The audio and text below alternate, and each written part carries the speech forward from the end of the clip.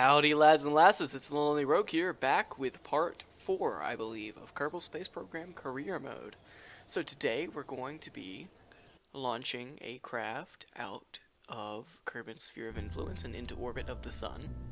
So to do that, we're going to be once more modifying Rogue One. It won't be until our next episode that we use another craft. So what I'm going to do here is I'm going to go ahead and take off this entire top section, because we don't want to send a Kerbal out of Kerbin's Sphere of Influence, because we won't get them back. So instead, we're just going to pop one of these things here, and because we haven't unlocked the advanced nose cone yet, we're going to pop one of those on top. And our staging still looks good. Alright, so we're going to design a basic little probe here. What I like to do is just pop one of these on the top there and rotate it once to the left with my Q key so that this little blue octo sticker shows up there, because that will tell me that my nav ball will be orientated this direction, which means that I can use the W and S keys to do my gravity turn rather than other buttons. I believe it's A and D if you don't reorient it. And then I'm going to put a battery there on the bottom, which you can see doesn't actually quite fit, but you can use the little attachment point there to force it in. It doesn't really do anything. And I've never been one to shy away from a bit of part clipping to make things look good. Next, I'm going to be pushing in some solar panels there on the sides. There we go. So that we will be able to generate power with our craft here. And then we will be needing some science instruments, because otherwise there's not much point in putting this probe out there, other than to collect some of that sweet, sweet milestone money. So we'll set those down there like that. And some relay antennas would be nice, but they're a bit too big. So instead we're going to put two of these direct antennas. There we go. And as you can see, they're going to pop through our service bay there, but that's fine. Let's check if there's any other parts that I want to squeeze on here, because this is a much, much smaller payload than our previous one, so we can afford to put on some extra gear.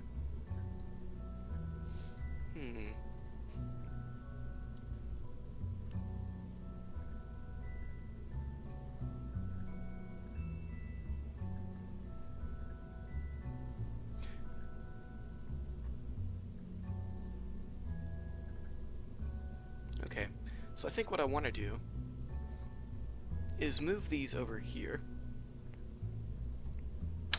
There it goes.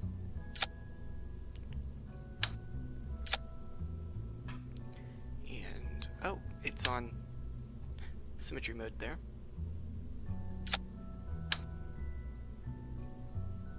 This here. And now let's turn symmetry mode back on and put down some batteries. The payload shouldn't make much difference, but there we go. It'll make a big difference when we go to transmit science here. Alright. And, you know, maybe I should take off one of these and replace that with a mystery goo experiment for some more science. So I'm going to place this here to better balance. And our mystery goo on the side. There we go. And there's not much part clipping there, so it should be fine. And let's go ahead for launch.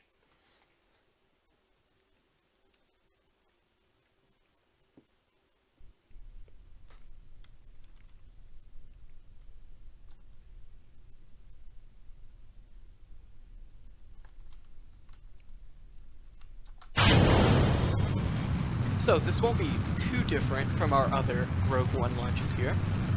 The only difference that I can really think of is our destination, because we will be doing a moon transfer to cut down on the delta V requirements to escape Kerbin's sphere of influence, because we will be using a gravity assist.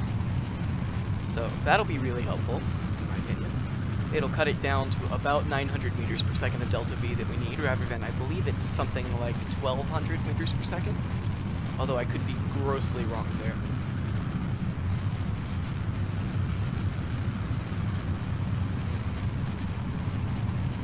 The important part there, though, is that we're going to be cutting down our delta V requirement, because even with this lighter payload, we might not have enough delta V to escape the sphere of influence traditionally. It looks like Kerbin here is really close to an eclipse, or just passed through one that I didn't notice.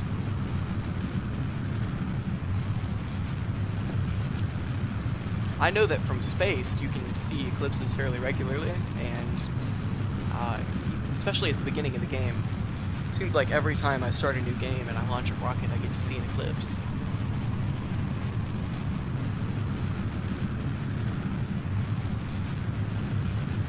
Ooh, that reminds me, I missed the last lunar eclipse in real life.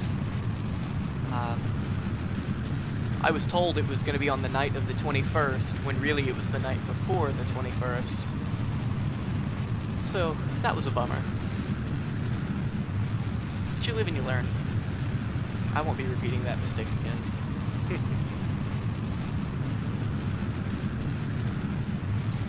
Now, I would enjoy being able to fast forward through this launch stage. However, my current video editing software does not allow me to speed up my videos. So if any of you have any recommendations for software I can use that'll allow me to speed up the raw footage here into a more viewable and less time-consuming format, I'd appreciate it. I've considered using physical time warp in the game, but with how that behaves, I'm not sure it's worth it. Look at that. It's working right now, but you never know. Especially with the problems we had with our orbits earlier. The last part. It's not the kind of thing that I like messing around with. It looks like with our light payload here, we're going to have more than enough delta V. Yeah, look at that. Alright, I'm going to keep this bottom stage here to minimize the drag we have, and so that we have some more maneuverability with these control surfaces here while in the atmosphere. But as soon as I pass that 70-kilometer mark, I'm going to go ahead and separate and maneuver my spacecraft down towards the horizon. I thought I had turned off thrust, but I suppose I did not. But that's fine. After all, we've only got to accelerate about a kilometer per second up here, and we have 3.5 kilometers per second of delta V. Should be fine.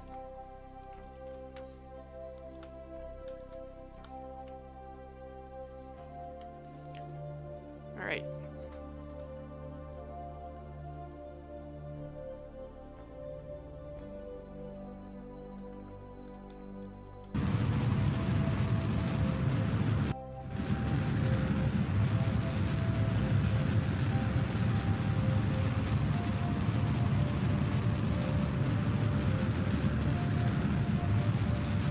Now, because our payload is so much smaller, I'm not going to have to finagle this as much, especially with our apoapsis being as high as it is.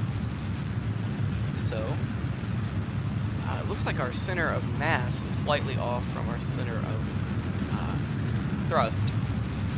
This is causing me to turn a bit, but it should be fine. I'll just have to compensate a bit manually. But I've had worse. So, alright, now let's wait till we get up here. And speed up a bit.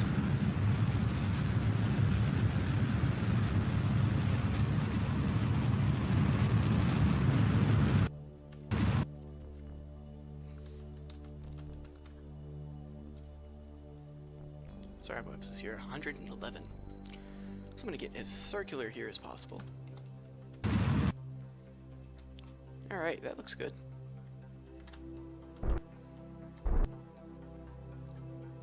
Alright.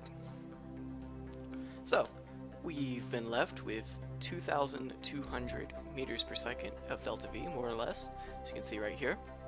That is more than enough that I could just manually brute force this sphere of influence change. However, instead, I am going to go ahead and do our moon encounter, just to cut down on the delta V required.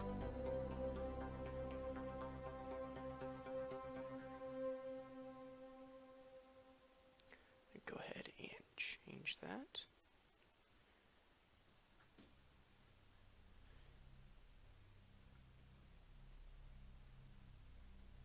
There we go. Oh, well, periapsis is a bit too low there. Hit the surface.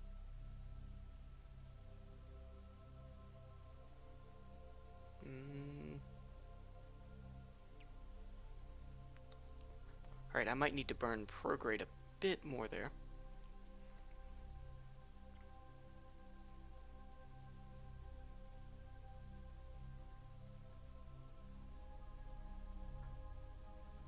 I'd go with a flat 860 maybe?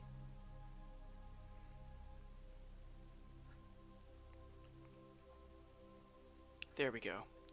Look at that, it's going to launch me right out to a Kerbin escape for 860 meters per second from low Kerbin orbit. So, let's go ahead and hit our maneuver target. Unless it's going to put my solar panels out of the sun, because with a probe, you've got to be very careful with that. Come on. Come on. There we go. Let's see our missions here. Yeah, so should be fine. That should be just enough light there. Yep. Alright, so now I've got 20 minutes to check and see if I've got any missions that are relevant to this craft.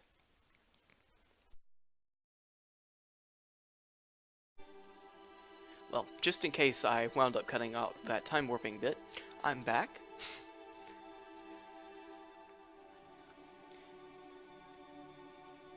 The game crashed on me, and there were no missions worth investigating there. Or none that we could do with this craft in here, right?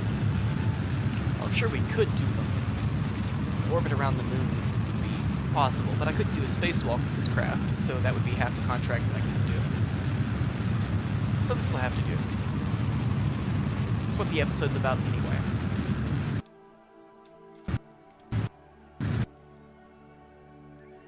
Huh. Another moon encounter. How interesting. That's not really what I'm after, though, so let's go ahead and oh, I could save some delta V here and just not. Looks fine to me. Looks like I need to burn a bit more, though, because it's not quite sure that it wants to give me that escape. There we go. Alright, let's warp to SOI. Or Sphere of Influence, for anyone who doesn't know the acronym there. Or is it only an acronym when it means something? Well, I guess either way it's an acronym because it spells SOI incorrectly. But then not all acronyms are grammatically correct, so it's fine.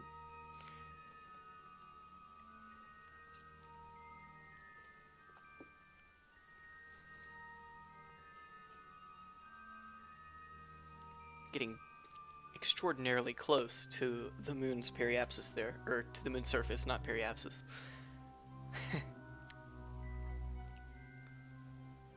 Let's see if there's any science I can do while I'm down here.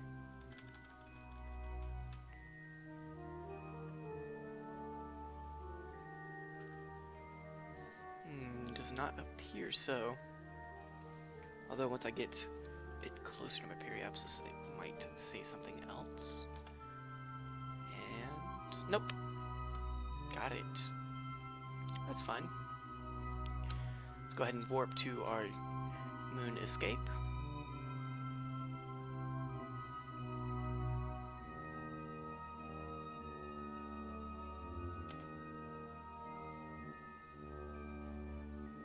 Look at that. Kerbal Space Program is really, really pretty for a game like this. Most space games that I've played have been really simple graphics, and even this is a lot simpler than it could be, especially with some HD retextures, and if I wasn't running it on super low settings so that my computer could run the game and record at the same time. But it is really pretty. How long until this? 2 minutes? Yeah, the Kerbal Alarm Clock, I think, is the mod responsible for that. It's really touchy with its thing. It wants to give most things a buffer of 3 minutes, and I know you can change that, but if you do, you wind up just missing everything. So, I don't know why it can't just do more of its, 10 and 5 times warp to get closer in, but I guess it doesn't matter. I can always just do that manually. And I can be a bit more liberal with it. Alright, so we've just exited Kerbin's sphere of influence. So that's nice. Now, this might have the delta V to do it, but it doesn't have the antenna range to, let's quick save here. It doesn't have the antenna range to visit another body, or I would, something like Duna or Eve, where I could air brake the vessel down onto the surface would be nice. But those are hard to do. We've got more than enough electric charge here to send anything we want. That's why I put those extra batteries on. And let's quick save one more time. Mystery goo. Transmit. It should send it. Yeah. Alright. And that is a good deal of science there that we've earned. We are pretty far away from our planet. What's our free abscess here? Oh yeah, look at that.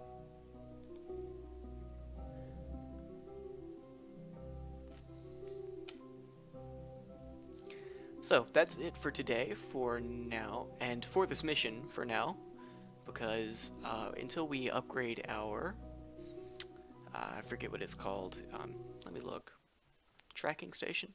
Tracking station. Until we upgrade our tracking station, we don't have any way of communicating with the probe once it gets much further away, and even then, the antenna that I put on it is pretty weak, so there's probably still not much we can do with it. But I guess that's all semantics. Let's go ahead and unlock our research while I'm here. See, I could go for the docking ports, including these modded docking ports, in fact. Or,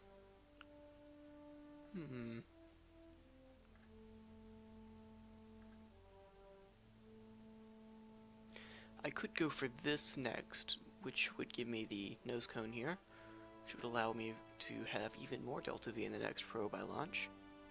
But also give me this TS12 stack separator, which is very handy. T6 stack separator is even better, though, for what I want. Where is the smaller one? The decoupler in 06 size. Is it here? No.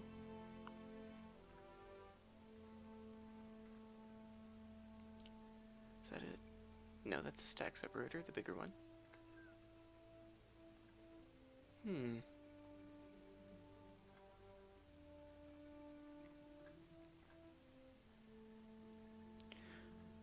Well, I suppose I can always find that later. At any rate, I need to figure out if I want to get this so that I can have some deep space tiny probes there and start building our relay networks, or if I want this so I can get some better probes with more delta V once we get out of the atmosphere.